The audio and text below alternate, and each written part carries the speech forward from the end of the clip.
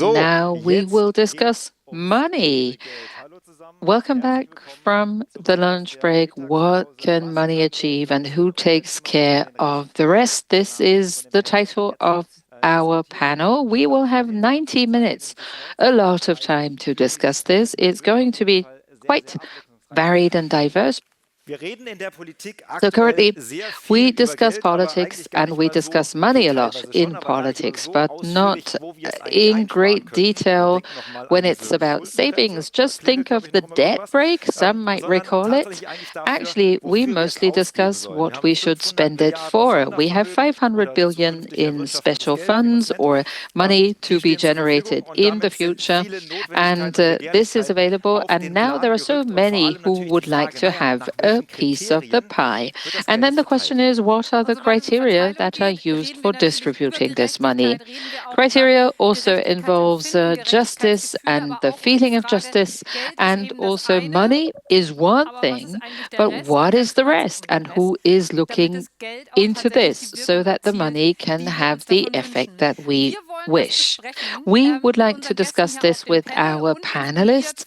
Speakers up here on the panel and inspired by two input statements that give us some food for thought. So we would like to introduce, first of all, our guests. Let me welcome in a moment Silvia Borcherding. She is the Director of HR and a member of the board in corporate services with the 50 Hertz transmission operator. She is also a member of the board of Hans Böckler Stiftung, and 50 Hertz is very much challenged in the energy transition. Company does certainly benefit, but a quick growth means 10 to 20% annually of more people who work that have to be integrated, and Silvia Borcherding will tell us more about this. A warm welcome to you.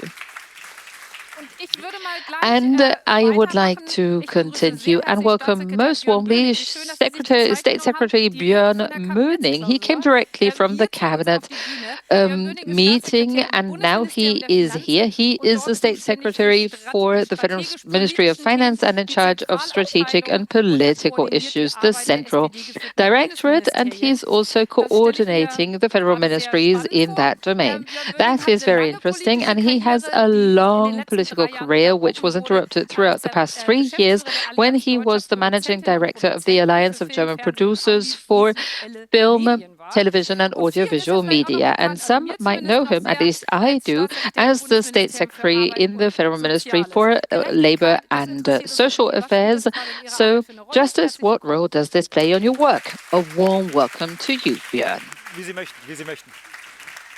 And you can see we have one chair that's left. Corbinian Frenze, he is the Studio 9 der Tag mit on Deutschlandfunk Culture radio station. He is also with the Association of Journalists in Berlin. He's a political scientist by training and has co-authored the book Deficient Debates, Why We Have to Discuss Topics More Directly. Together with Julia Reuschenbacher, he wrote this, and he very spontaneously stepped in for Dr. Julia Reuschenbach, who unfortunately cannot come due to sickness. So very good that you are here, Mr. Frenze, and a big applause for you. You can sit right here, center stage. Oh, and now I'm even getting to sit right here at the center of the stage. Yes, that's the best seat we have. So I said this initially. There are so many places in our society where we need to solve problems, and wherever we look, there are new problems plopping up, or they are just already there. So more money is what most people say quickly, more investment, and what is the role that money plays when it comes to solving our problems? But more generally speaking, where are the limits? So maybe a question to you, Mr. Böning. So first of all, it's good if you have money. This is really very helpful with the many simple things in life, but also with the big tasks. But you are specifically speaking about public investment activities and what we need to do and how this can be done in a meaningful way. For us, as the Federal Ministry of Finance, it is pretty easy to just borrow 500 billion euros and then see what happens. But you know, this is only half the job. First of all, we have to say that Germany has underspent for many years, and for many years or decades it has invested too little in public infrastructure, in infrastructure in general. And therefore, we have a disadvantage when it comes to productivity compared to other economies worldwide. So now we have considerable difficulties in the field of productivity and innovation that we need to try and come to terms with. How can we do this? We need to create a basis for more productivity. And what we are doing now is that we are providing new public investment, but there are two things that need to be added to this, otherwise the 500 billion will be in vain. First aspect, and having said that, it is not so easy for the public authorities to spend money, because we need to have permitting processes, planning processes, budgeting processes, administrative processes, and they are all involved.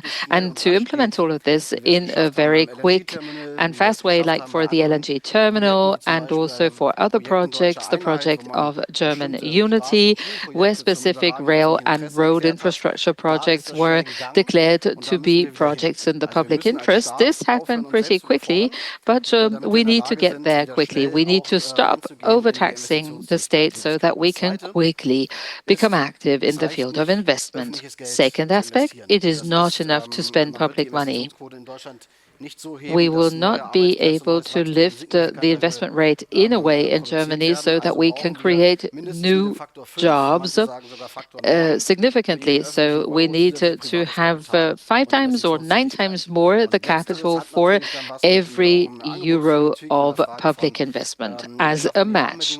And then, of course, we will discuss boundary conditions after that, but these were the two first aspects. Yes, of course, we will discuss the entrepreneurial aspect in a moment, but you're speaking about time as well. We don't have so much time, but we need to speed things up. So, question to you, Ms. Borcherding.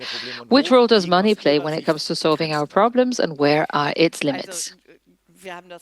We heard this before. Money matters, and without money, it's going to be very hard to overcome the divide that we are currently witnessing and also to solve our economic problems. That is very clear. And how to distribute this is an essential aspect. But there is one aspect that is very often forgotten in the debate, and that is who is assuming which responsibility. And here I have to say, in favor of policymakers, that they are procuring the money, but then how to spend the money is not only a political matter. We also need to wonder what is the responsibility assumed by regulated and non-regulated players in the industry. And maybe there might be some additional parameters that also play a role in investing in Germany other than the economic or entrepreneurial advantages. And I think we don't really have this debate, or at least way too little. And now let me step aside a little bit and fork towards education. This is very important if we want to implement and reach those goals that we have set ourselves.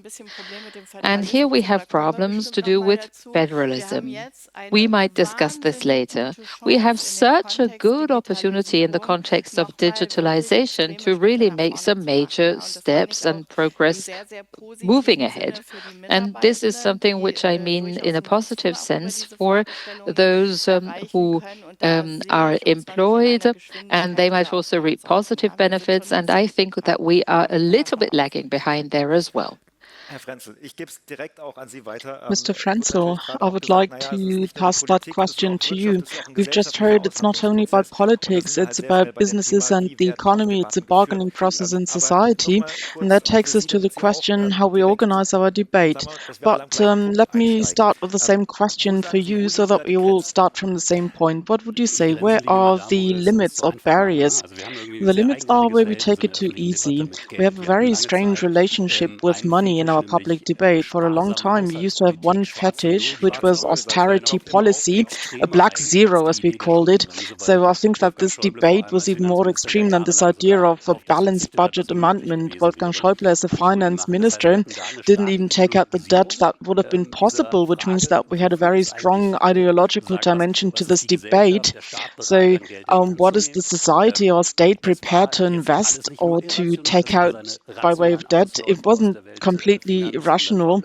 It was to be seen against the backdrop of the global financial crisis and the euro crisis, and there was a rational side to it, but then it was ideologized, and then it somehow moved in the other direction. So when you ask the question how much money we were prepared to invest, to what extent we were prepared to open the floodgates of money, investing meant implementation, meant solutions, and it happened during the COVID-19 pandemic, and then during the war on Ukraine, we had to invest a lot of money. We've heard talks about a bang and a double bang and so on, and from a journalist point of view, I had the impression that if any ministers dare step in front of the press and to announce a special fund which was less than 10 billion, that was doomed to fail, because we think that high amounts have come to mean solution. They have become synonymous of solutions. And I think that all the things we've just mentioned have now been sidetracked in public debate. And we haven't really talked about the necessity to prioritize despite these floodgates of money now being opened. So what is going to be our thrust? What are our priorities? Well, and journalists even shy away from criticizing the government, and that's always a bad sign if journalists refrain from asking critical questions. Of course, we want this government to succeed, but when you take a look at the coalition agreement and all of these discussions about what we call the mother's pension, well, I've got the impression that politicians are now dodging this necessity to prioritize. They're shying away from it, but maybe this will come. So that was maybe just a short introduction into this topic. We need to do more. Money is not enough. Well, this is exactly the point we would like to discuss. Priorities. We already had a panel about educational justice. Mr. Borcherding Mrs. Borcherding just mentioned this question.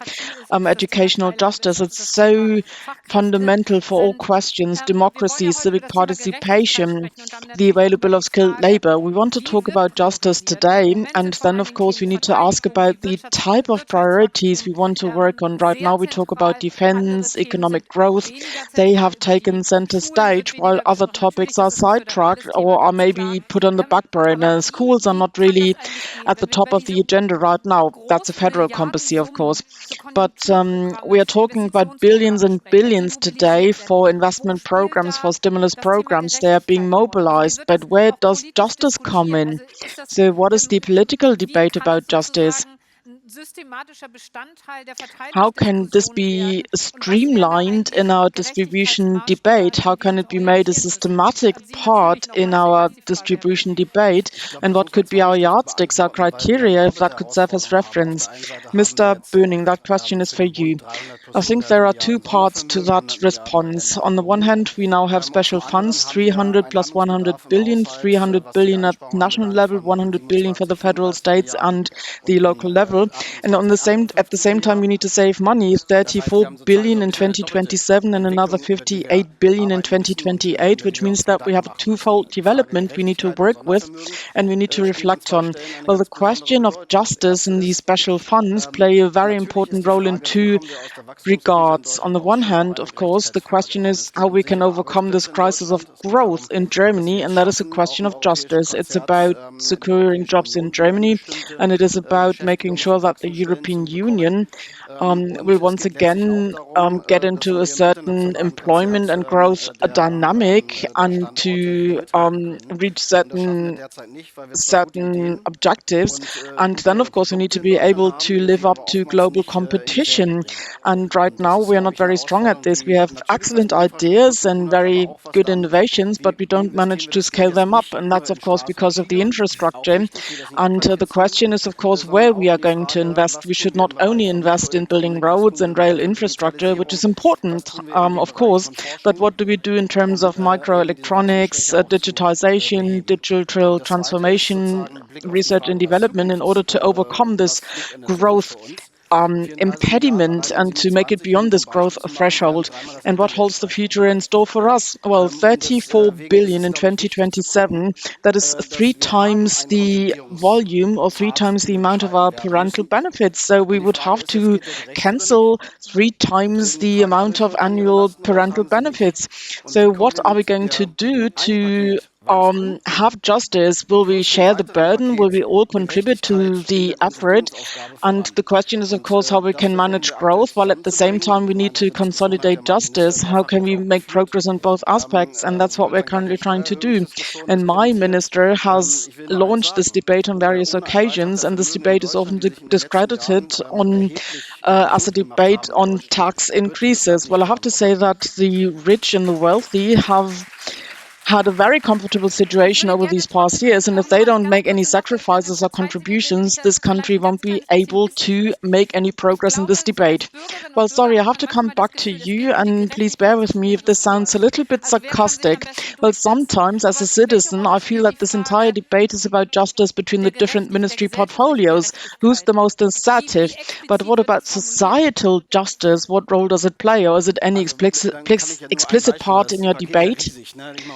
Well, I can only give you one example because this investment package is huge. Let me just give you one example. The question, what do we do to improve mobility in Germany? I don't know if you came by train this morning. Well, we all know about the state of the rail infrastructure, the rail system, or the state of carbon-free or at least low-carbon mobility in Germany. And that's also a matter of justice. What about mobility in Germany? Are people mobile? Do they have means of transport? And what do they have to spend on transport? And well, by the way, for the first time since the Deutsche Bahn went public or became privatized, has taken the legal form of an AG, we have planning security for Deutsche Bahn, which means that they have planning security until 2030 for all the infrastructure projects that have been approved and commissioned. So it's not about whether we can build a section of the federal motorway at the expense of rail infrastructure, or are we going to stay to that course where the Deutsche Bahn has planning security and can make sure that in a distant future trains will be on time again, and that's important.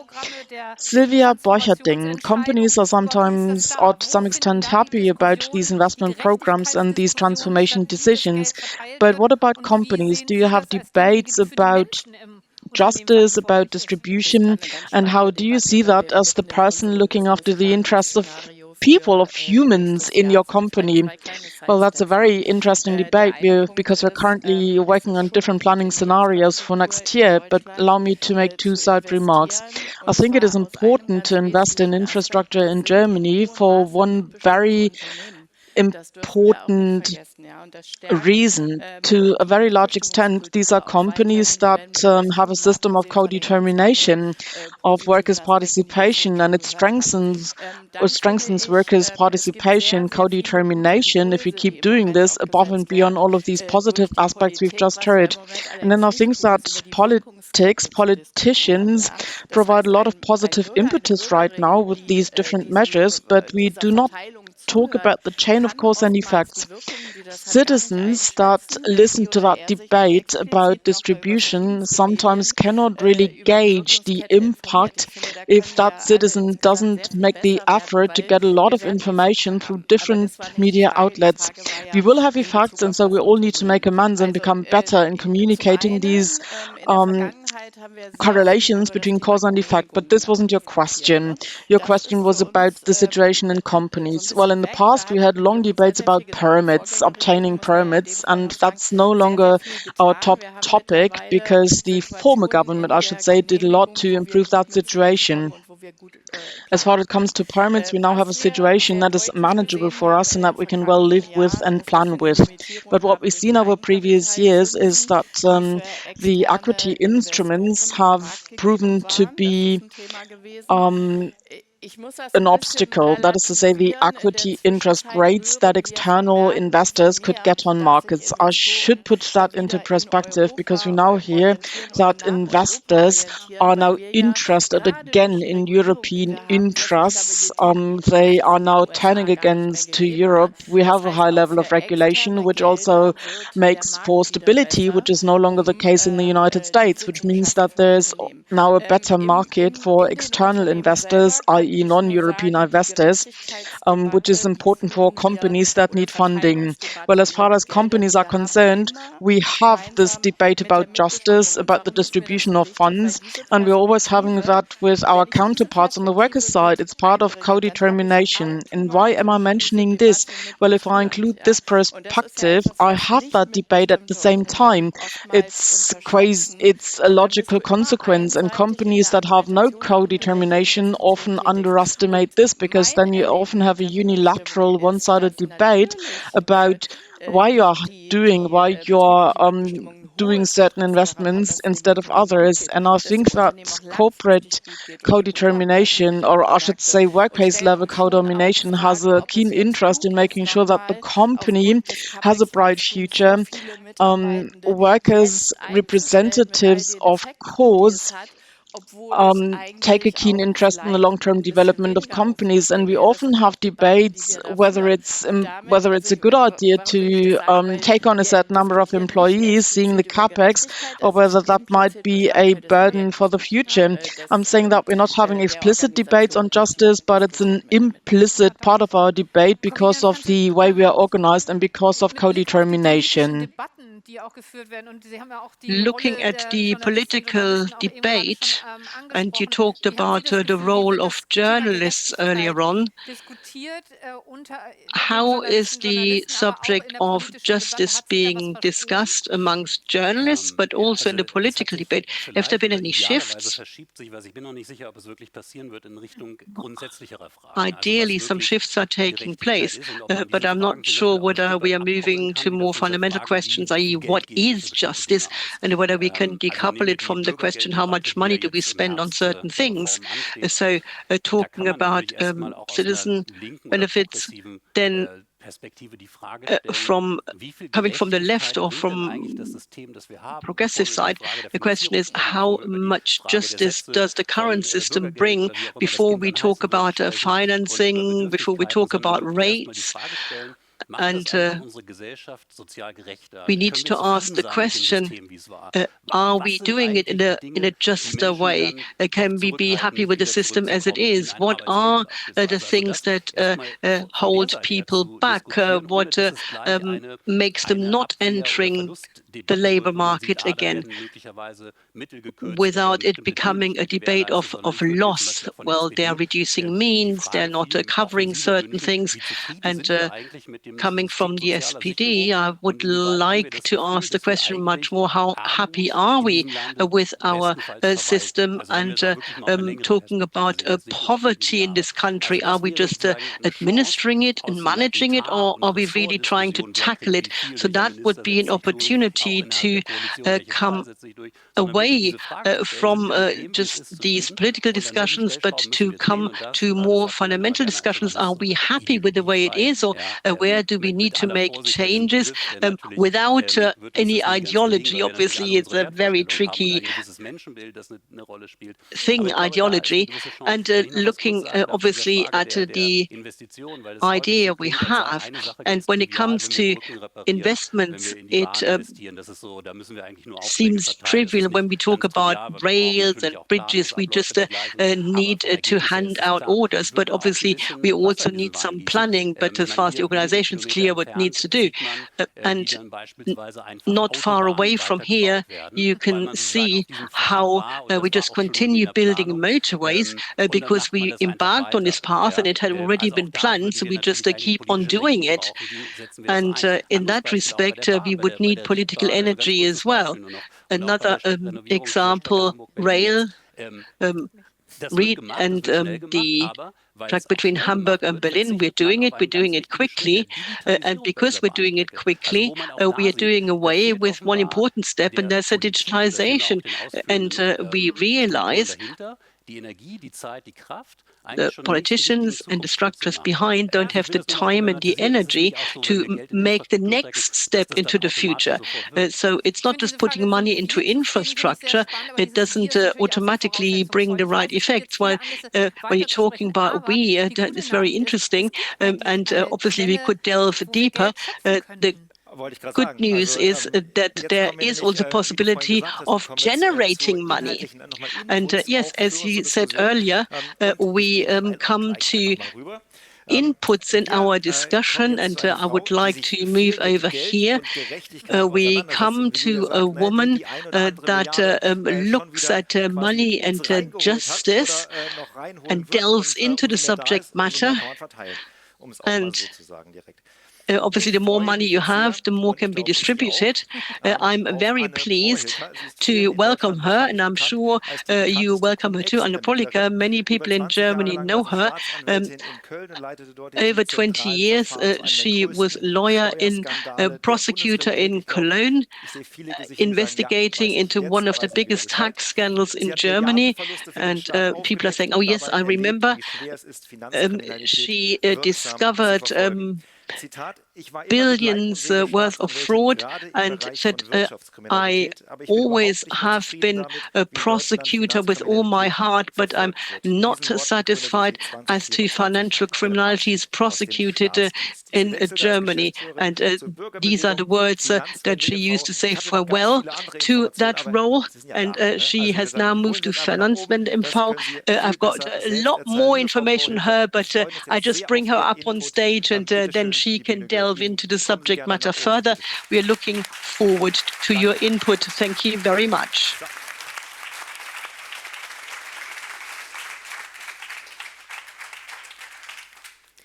Ja, hallo zusammen. So, hello, everyone.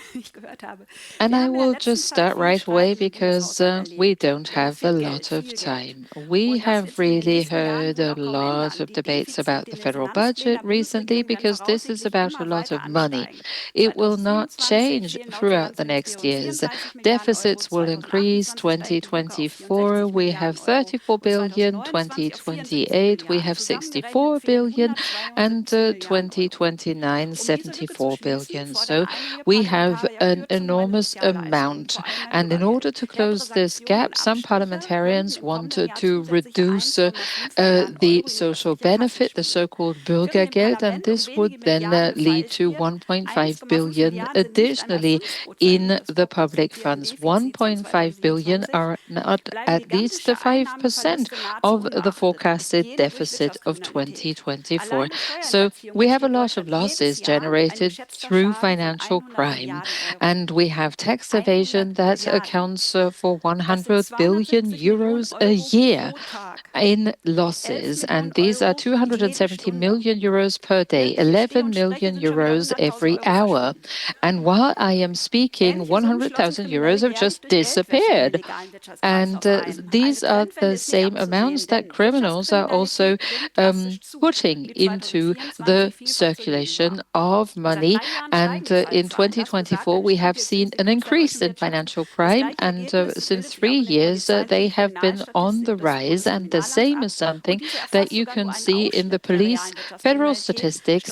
And they only show part of the real financial crime because tax evasion is not even accounted for. And statistics only show what is actually reported and discovered by the authorities. And criminological research assumes that we have a far larger number of unreported and not discovered cases. In the field of financial crime, including tax evasion, there seem to be many unreported cases. And at the University of Freiburg, people assume that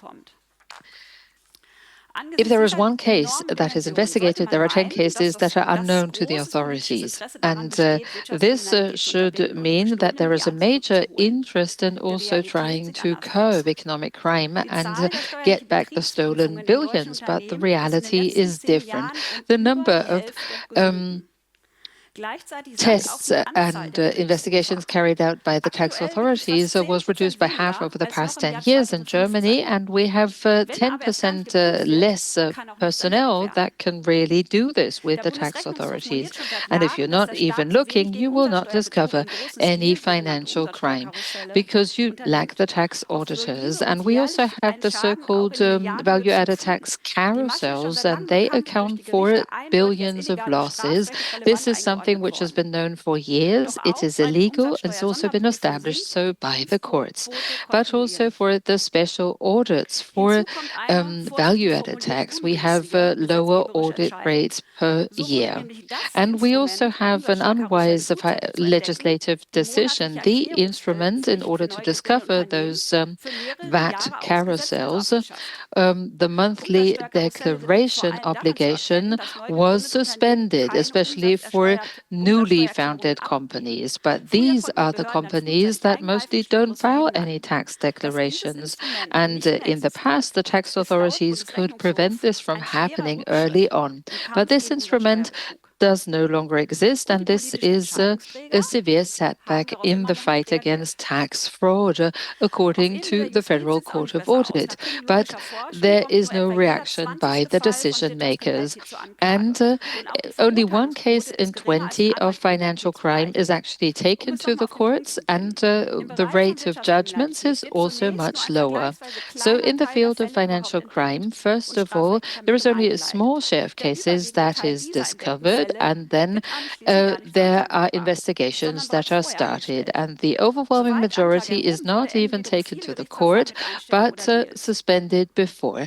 Once this is decided by the court, mostly there is amicable agreement that is reached, and this means that there is enormous financial damage for the budget, billions that should actually be available to the government for municipal tasks or federal tasks are just not there, and this is why our infrastructure is lacking.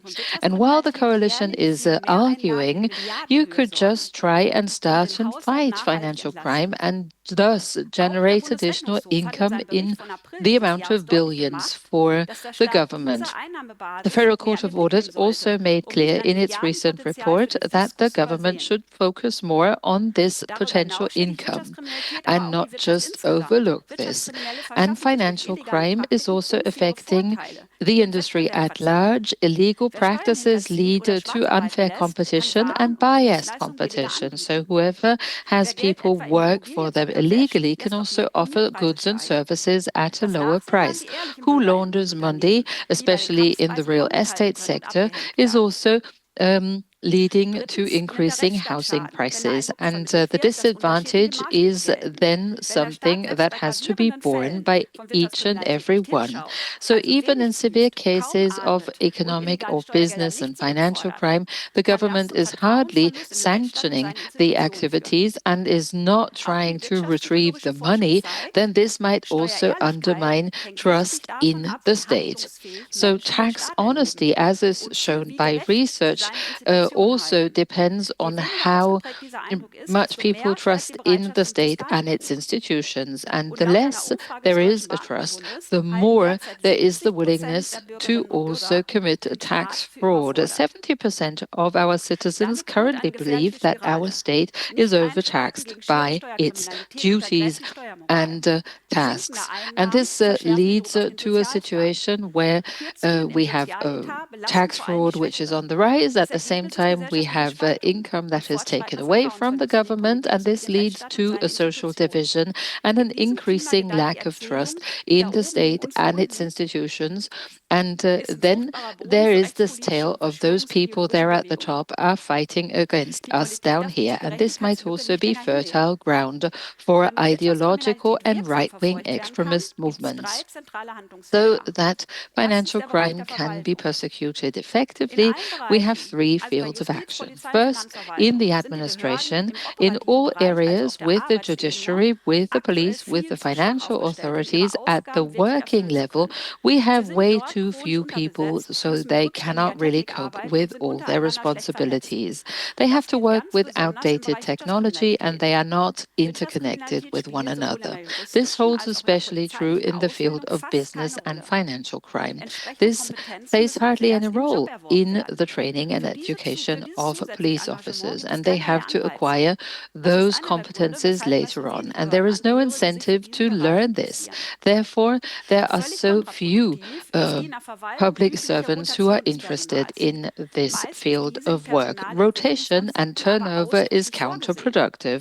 This has to do with personnel development concepts, and evading from this leads to disadvantages for one's own career. But what we need to fight this form of crime is expertise, but mostly there is no time for this. And on the other hand, we have the criminals, and they are supported by highly specialized teams of lawyers, and this is an imbalance, which is very detrimental. Then we also have no interconnectedness. We have data protection laws, which are very strict. And even if there is an exchange, which sometimes should happen on an individual basis, it is hardly possible because of our very diverse IT infrastructure. We have so many diverse decisions that are taken with regard to data protection and confidentiality technologies. So for technological reasons, the officers can hardly communicate with one another, which I've experienced myself personally with the CumEx.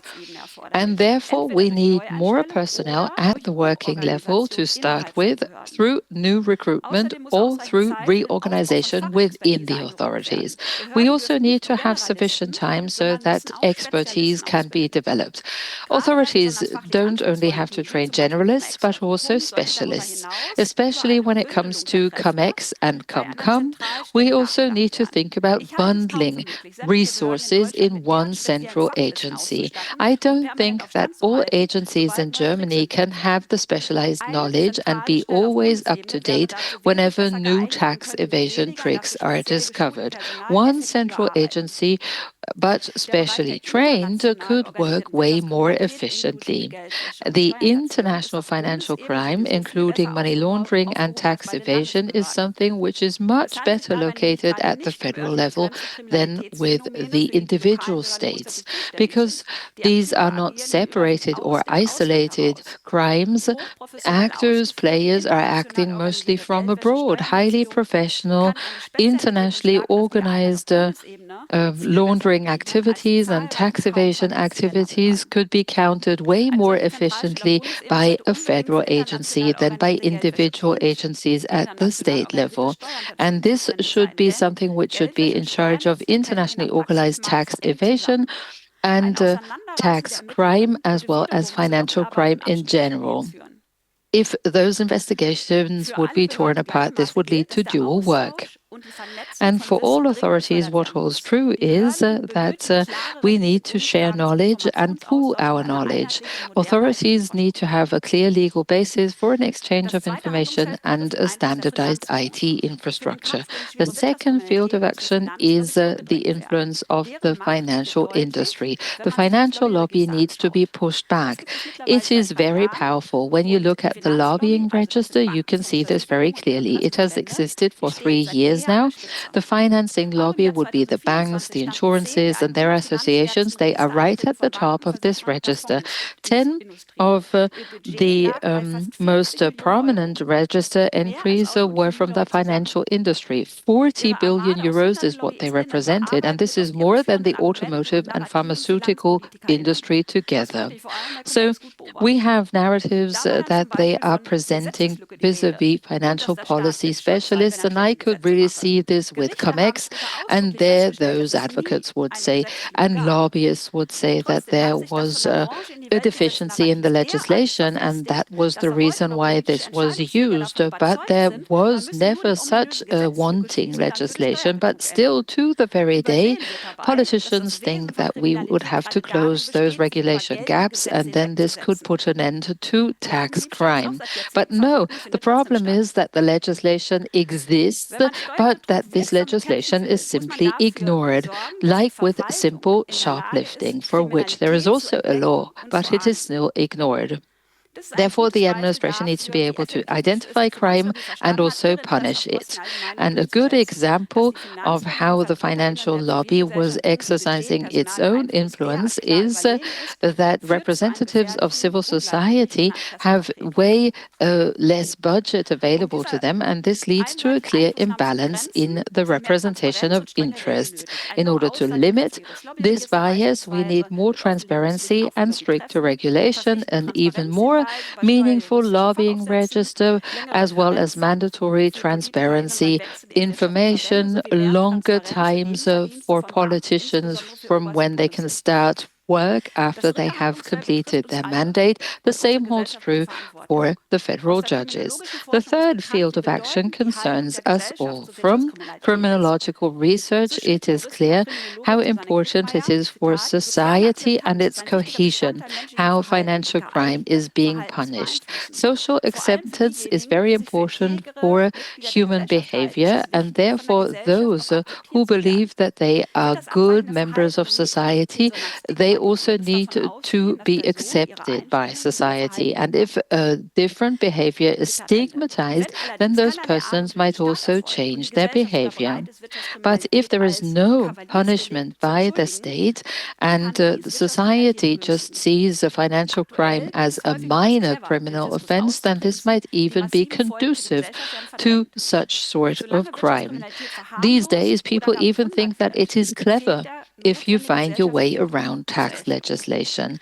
And therefore, we don't have sufficient pressure by society to punish this. Therefore, we need a cultural step change, because this form of crime is an attack on the foundations of our life, of the workings of the government and state, because we are taking away the financial means from the government. Therefore, the solidity of the budget is not all that is at stake, but also of democracy and the rule of law. Thank you very much.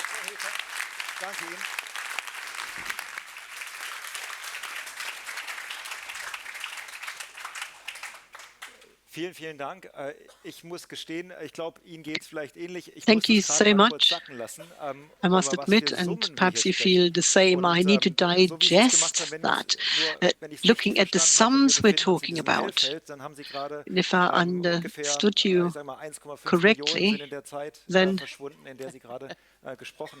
about 1.5 million have disappeared while you've been talking, and it also means that in the course of the panel, we've seen 4.5 million disappear.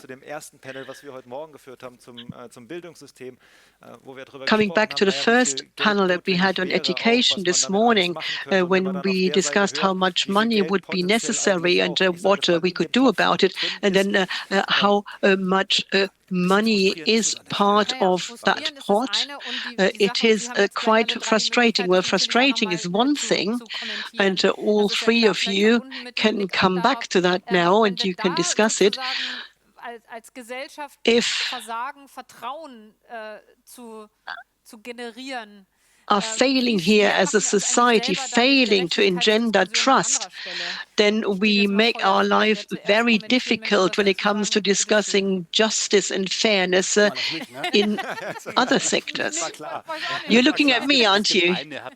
Sure, I knew it. Well, obviously, there are more possibilities in one sector to change things than in others. Well, you might be underestimating German journalism. Well, it's almost a trivial question. The question of trust in the state and trust into what degree a state can function. I mean, it's not trivial. It is hugely important also for a democracy. And when we're looking at right-wing parties and the discussion regarding trust in the state plays an important role. And for us, it's not just about roads roads and rail and education. It's much more than that. And many things have been said, many things are right. We need to discover more of the crime being committed. We have more reporting, more data exchanges, because it can't all be done within the Ministry of Finance. We also need to look at the regional and the federal level. Obviously, we have these complexities in Germany, and we don't want to do it all at central level because we can't do it all there. We also need to use technology in order to exert far more pressure when it comes to discovering crime. We are not just doing that with the tax authorities, also when it comes to customs and excise. And every year we had thousands of new members of staff that come in that need to look at crime, and we look at more and more staff when it comes to customs and excise. And another matter we need when it comes to money laundering a special unit, and we need to act quickly in order to set up risk management. Well, obviously, we're talking about a lot of money. Sometimes small crime adds up, but we also need to look at the other end of the spectrum. We cannot pursue every type of fraud, tax evasion, but we need to look at where taxes being avoided at a grand scale. We need to have appropriate systems. We need to cooperate with customs and excise and others in order to exert more pressure. Nonetheless, the fight against money laundering, against tax fraud, needs to become more inherent in Germany. That also means that we all have to be prepared that we need more money for bureaucracy in that field, and also when it comes to documenting and reporting.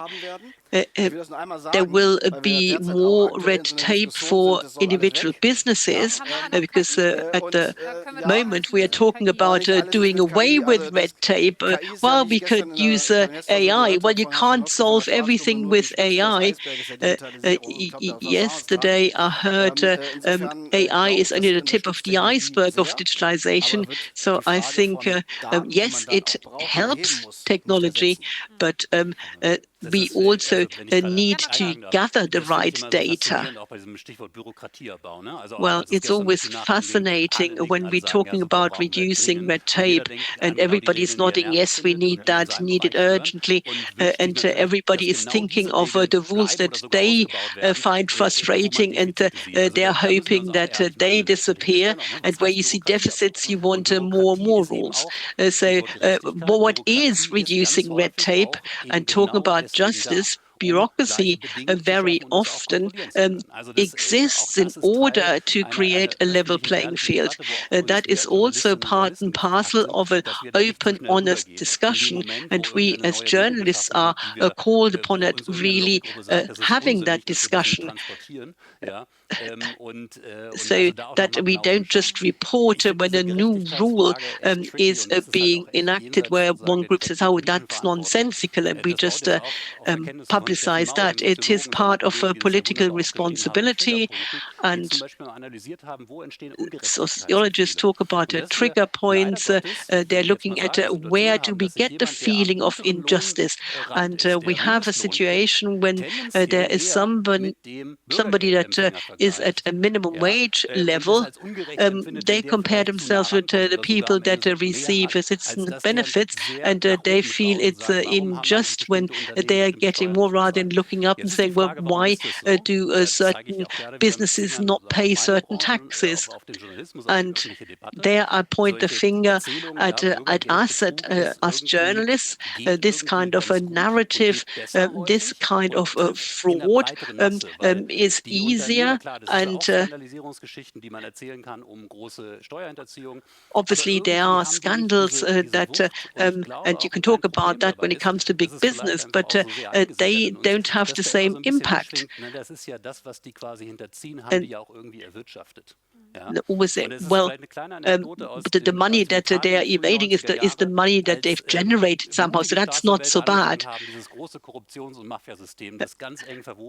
Brave solicitors back in the day in Italy started to fight against mafia, and initially the population was right behind it till the prosecutors just went on, and they went to medium-sized companies and then the smaller companies and then citizens that didn't pay their taxes, and all of a sudden people were not in agreement anymore, and then Berlusconi turned up and said, well, why don't we all just become a bit more sort of nifty and smart? And there's so many ambivalences that we all support.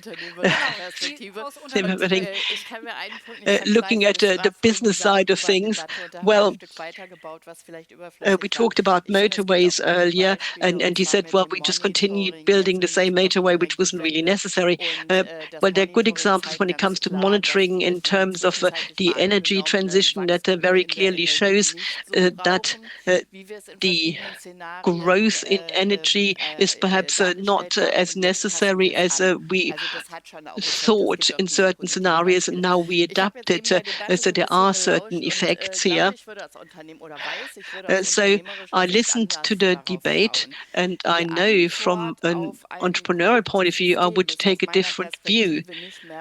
The answer to a corrupt system, from my point of view, is not more bureaucracy. The answer to a corrupt system is a different type of leadership, and we must be able to expect that people that lead companies, that lead governments, say, I do not want corruption, and then act accordingly. That will then have effects on the staff in the ministries, of course, but that is only a second step.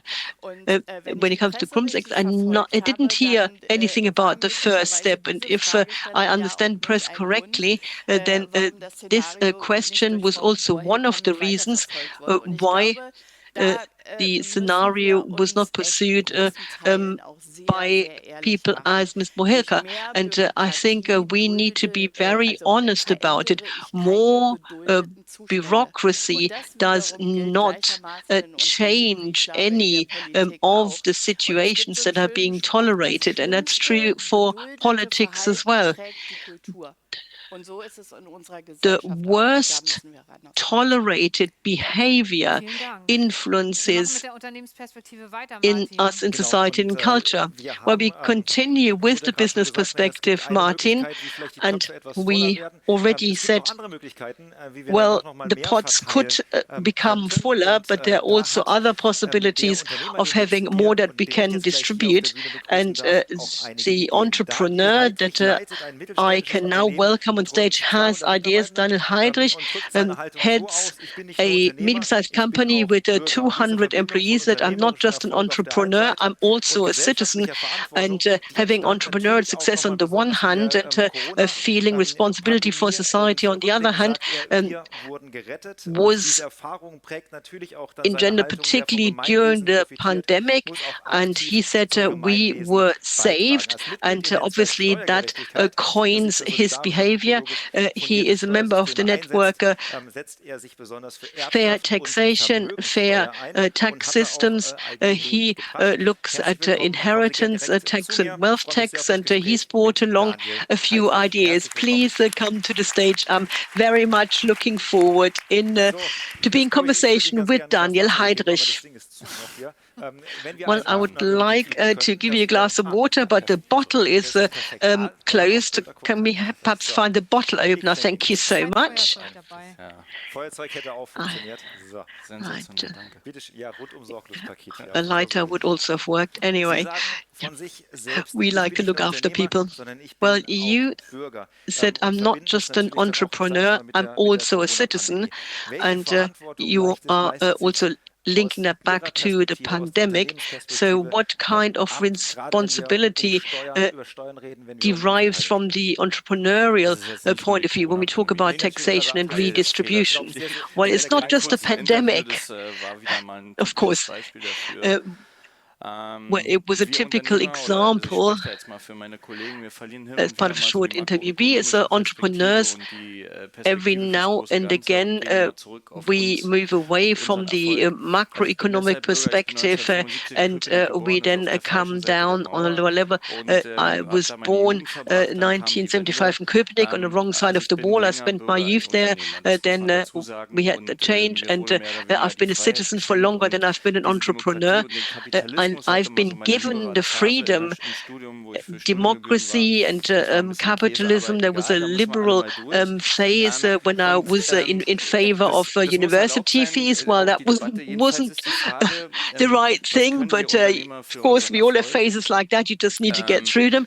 So the question doch is, relativ to viel. what Wir riskieren relativ extent viel. Also are es we ich bin responsible kein for our Mitarbeiter eines success? So what do? Großkonzerns, We sondern ich habe das risk a Unternehmen great deal. in einer So I'm not Unternehmensnachfolge part of a gekauft. Es huge hat mich group. 4,5 I Millionen Euro gekostet. have Ich habe quasi a nichts mit company that 50.000 I Eigenkapital. bought. I Auch paid da hat mir der Staat 4.5 geholfen, also Sie alle million zusammen. for Die it, and Kreditbank für the state Wiederaufbau helped hat me. mir ein All of you Eigenkapitaldarlehen helped gegeben. me. Die Bürgschaftsbank hat mir I eigenkapitalersetzende Darlehen gegeben. Damit konnte ich got a das Hebeln loan, und das and Risiko deutlich vergrößern. Aber ohne das I got wäre es money nicht from gegangen, weil various ich selbst sources nichts hatte. without having a much bigger risk. Das ist die If erste that Hilfe, die had ich not been bekommen habe. Ich habe available, meine I would Schulden not have bezahlt been able bekommen, to das muss man buy the dazu sagen. company. So that Und was im Auslandssemester, my also all Dinge, die first das benefit that I vorausgesetzt haben, received. Then I was able to habe ich wenig gearbeitet, study sondern sie waren abroad. erstmal da.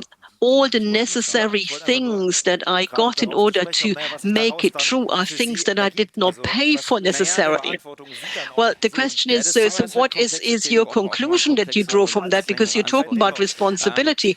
Well, I Es mean, gab these zwei are große Krisen, complex einmal subjects 2008 die matters and might Wirtschaftskrise, wo ich schon need unter a little bit more tätig time. There have war. been two Da jetzt crises, das ganze important Thema crises, Kurzarbeit, das war 2008, auch bei der when I was already an Corona-Pandemie ein entrepreneur. Riesenthema. We Das talked hat about uns und diesen short-time Standort working. gerettet, That weil wir ein was obviously an important Substitutionsunternehmen. subject during the pandemic as Wären well. wir weg, It wäre ich saved heute nicht mehr da. Das muss our man einfach side. faktisch so sagen. Das heißt, Otherwise, we would wieder not eine be kleine here anymore. Wohnung. Meine I would Kinder not be würden nicht here in einem anymore kleinen as an Häuschen wohnen. Und entrepreneur. meine kleine Tochter I hätte would kein be Pony. So in muss a ich das mal smaller zusammenfassen. apartment, and Da ich also my ja little nichts girl geerbt wouldn't have hätte, a pony ist today. das Risiko immer noch I relativ did hoch, not was ich davon inherit trage. anything, Deshalb so habe ich auch the keinen Schmerz risk is damit, still relatively erfolgreich high zu at the sein und moment. am Ende des And Lebens zu because sagen, of da ist that, was übrig I don't geblieben. feel any Unser pain Motto in ist immer being sehr viel successful, Freiheit, say hat at the vorher end of the viel day. richtig gemacht. Yes, I got something Jetzt kommen wir zu left, dem Thema, and was leite ich those daraus that ab? pay a lot in Einfach, taxes have done a lot of things right in the dass die past. Gesellschaft, Well, so so wie what sie do gerade I ist, conclude from that? nur Well, dann funktioniert, society wenn as ich it auch ein is at the funktionierendes moment Teil only davon, ein works funktionierender Teil davon bin. Deswegen bin ich if nämlich zum Beispiel I nicht für eine am a Vermögenssteuer. functioning Im part Verständnis of von einer that für mich sehr society. harte And Erbschaftssteuer, because of weil irgendwann that, müssen wir uns ja an die Sozialen so I halten, aber am das ist in jetzt favor of vielleicht strict der nächste inheritance Punkt. Ja. tax because Wir we haben need nichts, was to wir haben, aber discuss it ja, at ja, some es direkt point, but that ansprechen. might be for another time. Ich höre es raus, Well, beides im obviously, we Sinne can talk sehr about that starke, at some strikte point. Erbschaftssteuer sind. Wie stellen Sie sich And das vor? if you Wir are in müssen mal ein favor bisschen of mal a so strict anfangen. Also inheritance tax, how do you ich bin da envisage it? eine Orchidee im Unternehmerleben. Ja? Das trage ich auch vor mir her. Ich habe da intern sehr harte Debatten. I am having frequently very tough debates, and both sides are really mostly using justice as their main argument. And most of the people in the world, 75%, will say, well, my children should have a better life than I have. So being able to inherit something and also to bequeath something is very important moment in the history of humanity. And maybe also gifting something which has nothing to do with one's own performance is not just. So then very quickly people say high assets or a large amount of property is unjust, but when I inherit my parents' house, this is just. But if we look into this, and I have to become a bit more complex, we have a specific coefficient which we normally don't represent fairly. With us, it is 0.7 or 0.8, and it is kind of a very absurd way of line of argumentation because it would mean that we would be in the same range like Mexico. But whoever has ever been to Mexico knows that we don't really live in the same situation. So we need to count and factor in all our pensions and taxes. And here we need to look at why our system is still unfair. Well, because only 47% of people own real estate, and this injustice coefficient or justice coefficient has not changed ever since. So my wife teaches at a school at the moment, and we all need to pay taxes, inheritance taxes, if we want to make our system fairer. And the question then is, of course, who should pay how much? I would just abolish the inheritance tax, and I would just generate income and pay income tax on this. It is a problem to have a taxation of 1 million for a house that costs 1 million for 1 million as a tax. So we might then be able to divide this by 10, and this would mean that a family with 3 children would pay less in income tax than a single person household. And for every one of us, it would not be a problem, not for me as an entrepreneur or my children, to pay this. And does this concern private assets, or would this also be about companies? Because we spoke about the big money, this is where the big money is. Well, very quickly we speak about the private assets, and this is opposed to entrepreneurial assets, but we have to say that mostly we have some kind of sharing of assets or property which is split in the middle of German society, and there is not just a top that owns most. It's a democratic process that we have to engage in Germany. We can have companies that could be taxed whenever there is an inheritance, because for the property tax, we also have to look at the annual value of a company.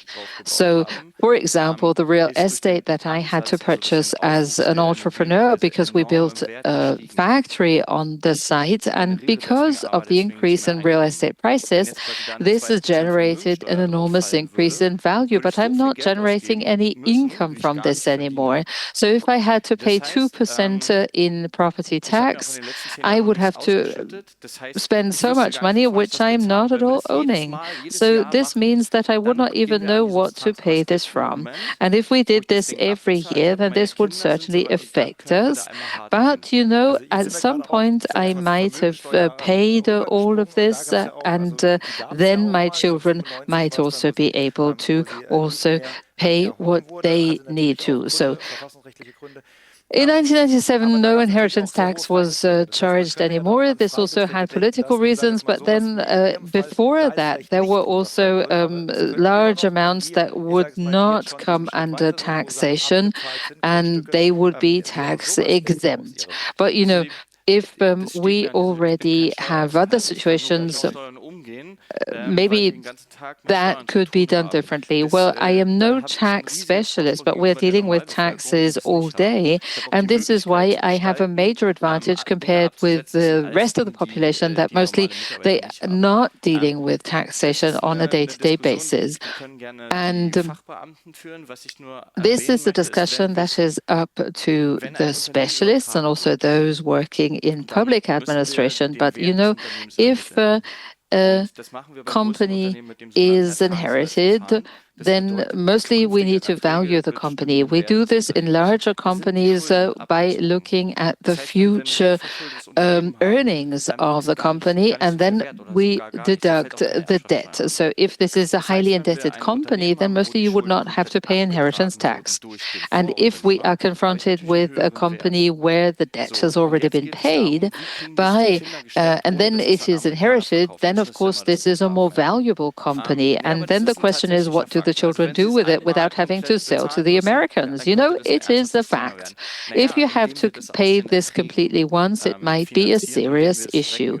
Well, we try to finance this from the earnings, and then we try to stretch this over 10 to 20 years.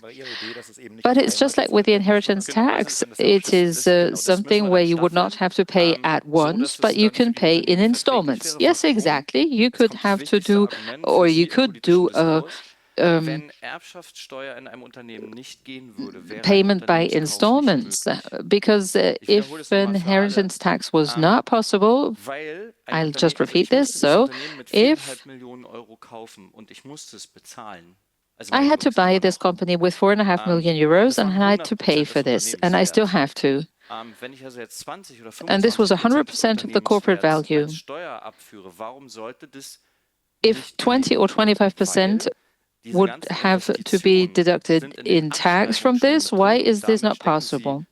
Well, because all the investment is already included in the depreciation. They are part of the negative company value, and they are no problem, unless this was not invested.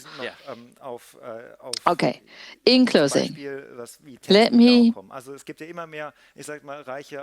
speak about something like Tax Me Now.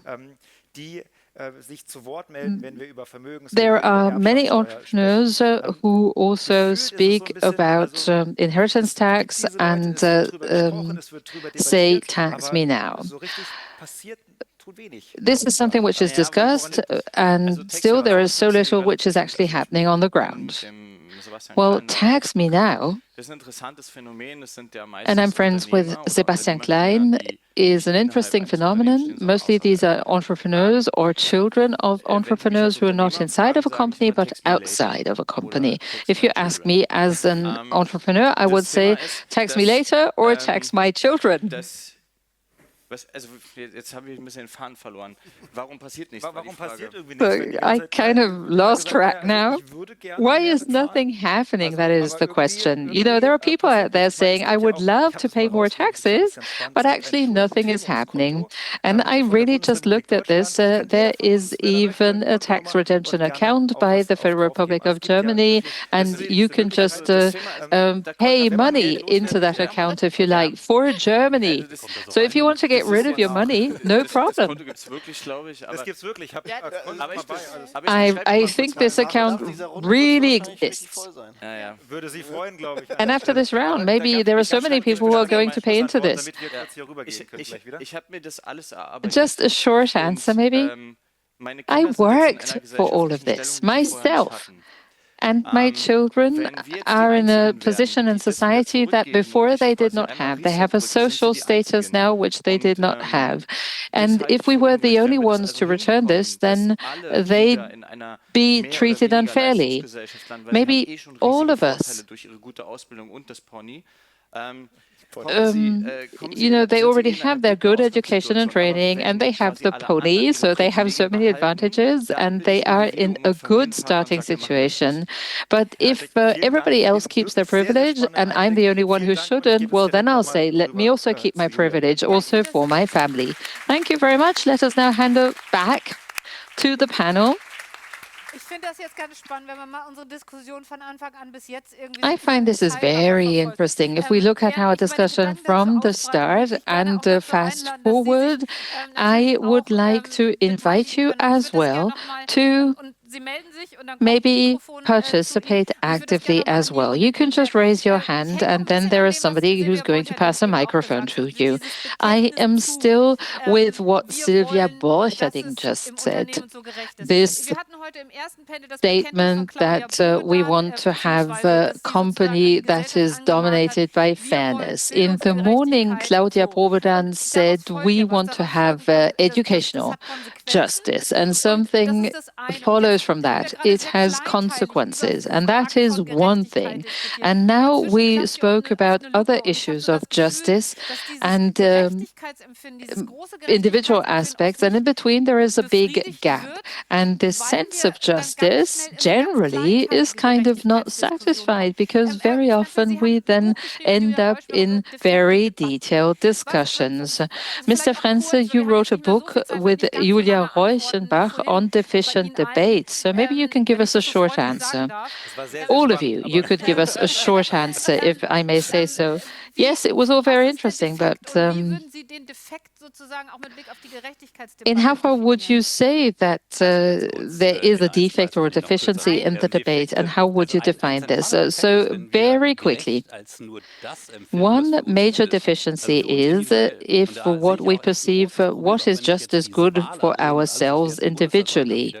And everything that we saw throughout the electoral campaign for the parliamentary elections, on the public television channels, we had shows with politicians and individual citizens. And those citizens just reported about their own individual life, and they asked, what can you do for me personally, to the politicians?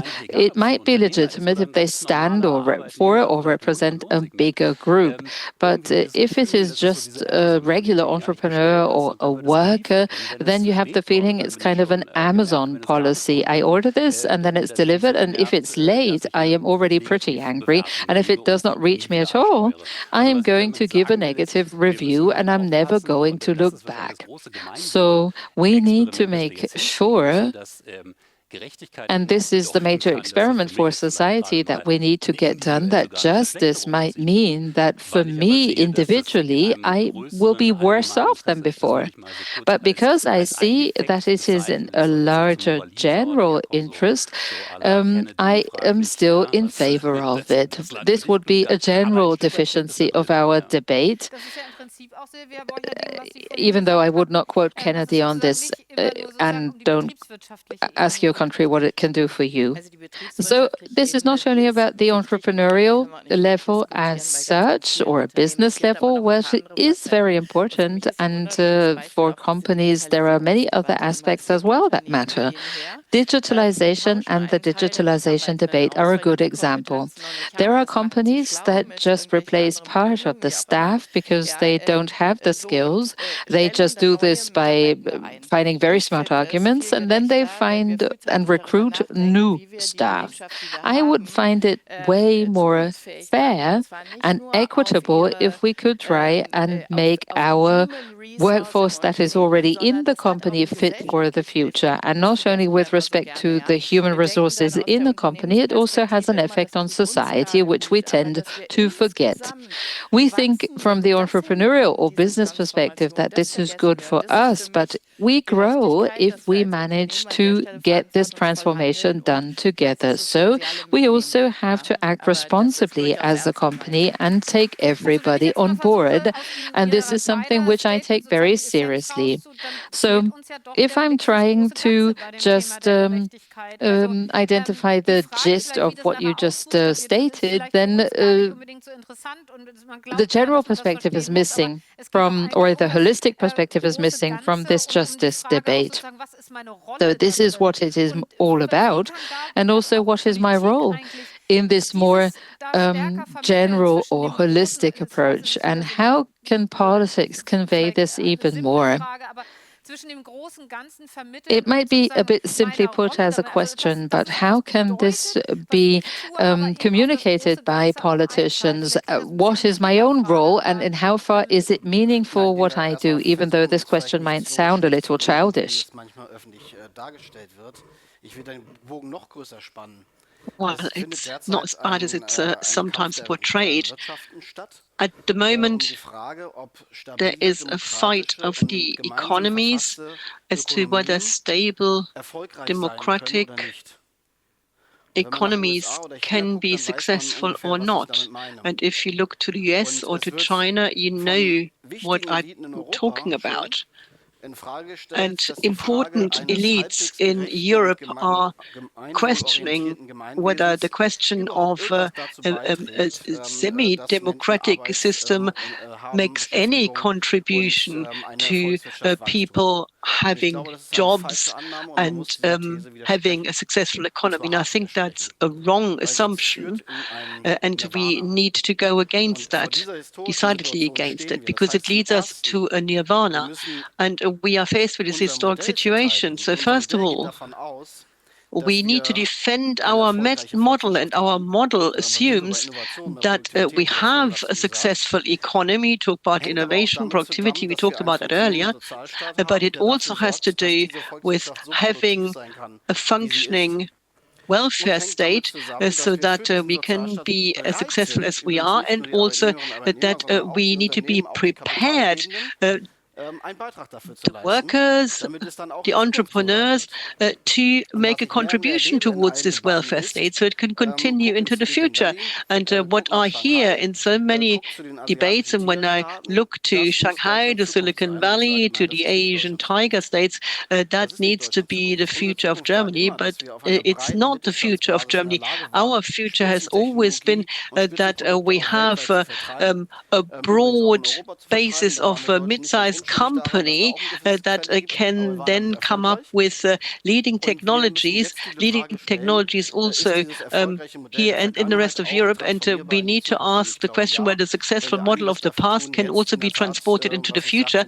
And I think yes, if we are working for the infrastructure, for research, and here we come to questions of taxation. So what do we do now in order to allow companies to carry out this transformation, because we want them to invest into their human capital, as we call it, into skilled workers, or if they then can't be in one company because they are downsizing, they can then find employment in another one. And I think this is what we've done, that the companies that are investing are better off than the companies that are not investing, and that's also a contribution to our economy being successful in future.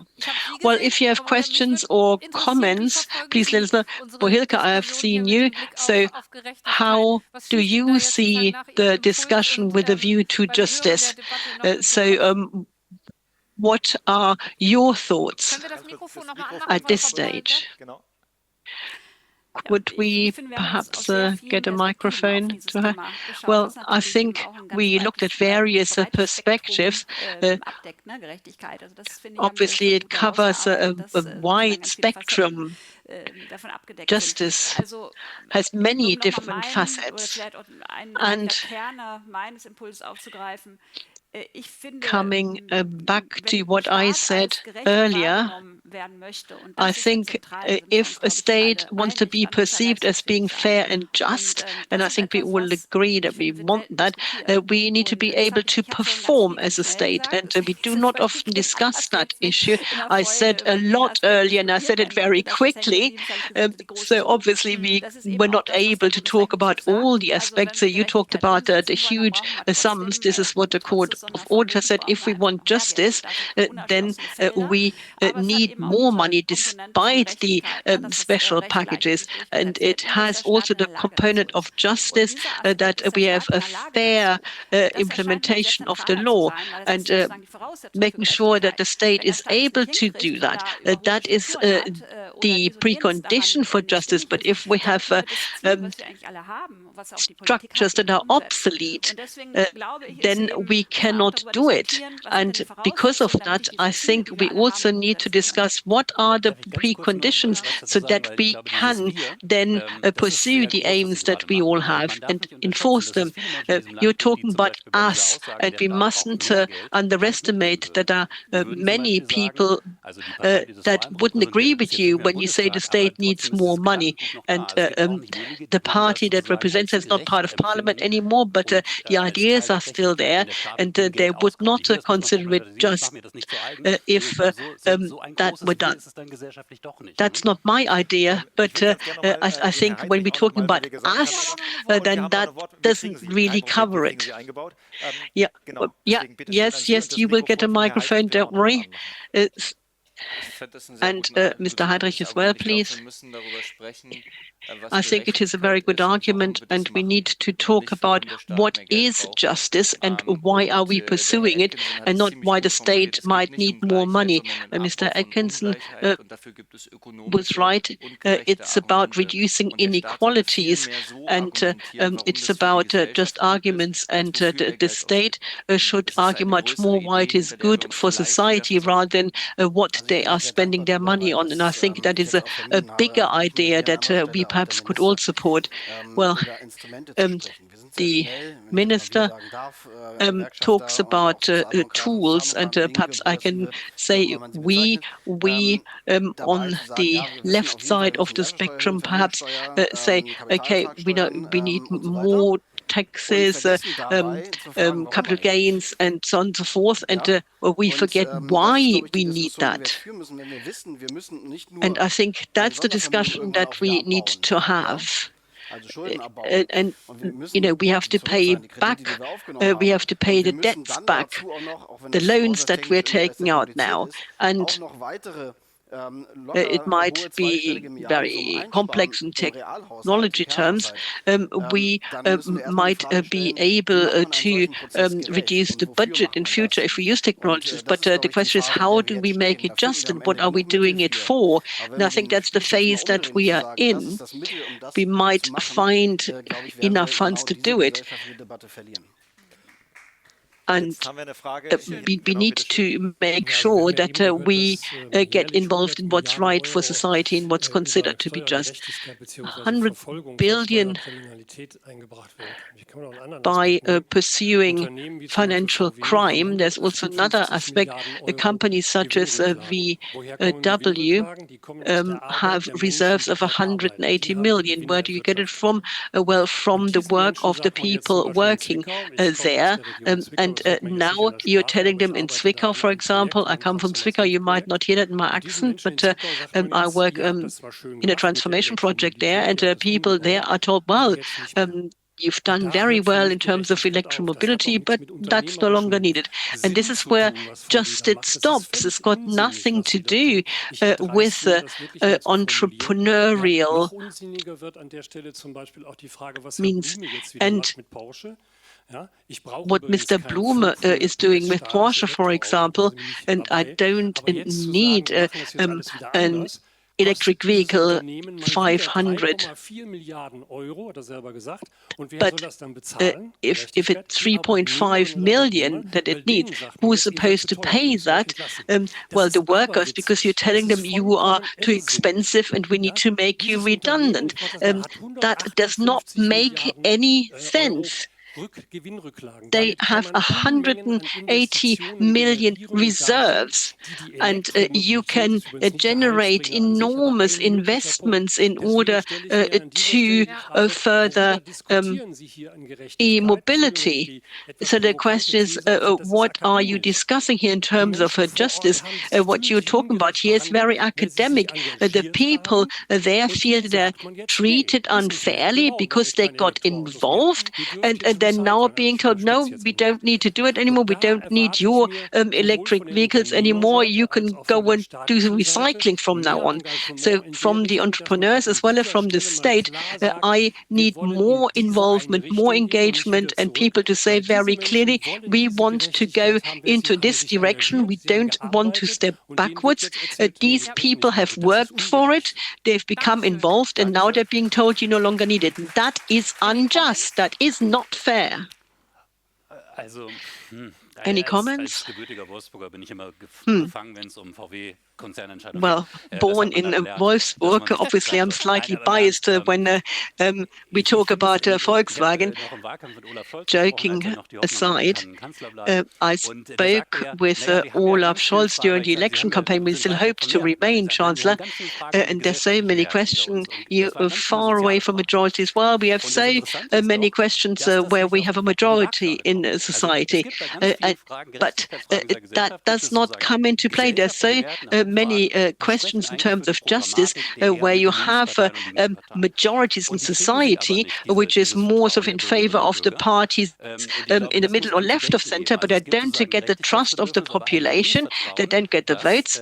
So people need justice, but people don't feel that we can do that with higher taxes or other tools.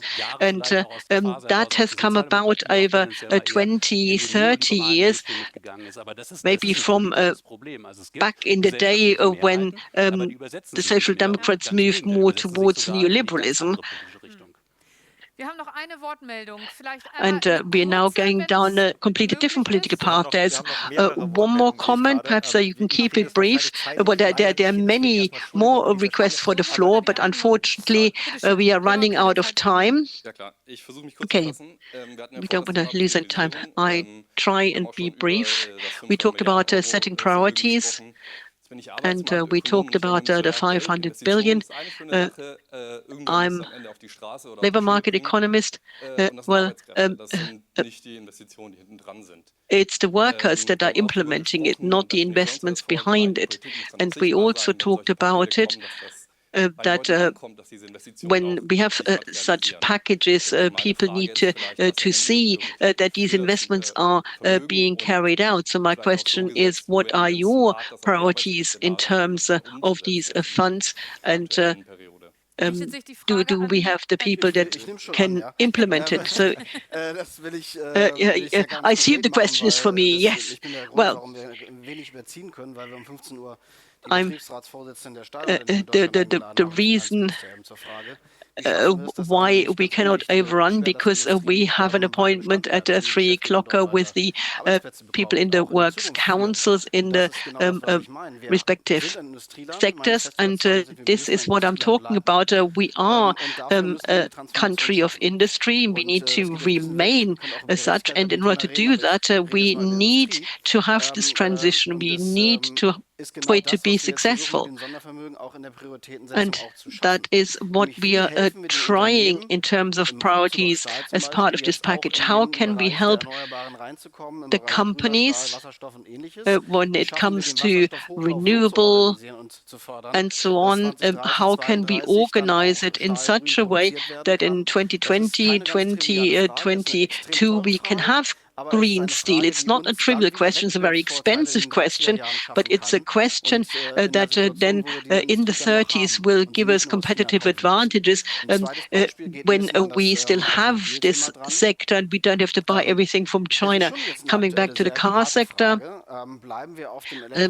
it is a very difficult question at the moment. Will we continue with e-vehicles or not? We have invested a great deal in Germany, and people are now talking about combustion engines, and does that mean no more electric vehicles? So the transformation in the car sector, should that be done or not, i.e. back to combustion? And I think we need to do more. We can also look at the special fund, infrastructure, digitalization, in order to create the necessary possibilities. And a third issue, everybody is talking about the heat pumps. So were we to stop, and we will have that discussion next week with the colleagues in the CDU. So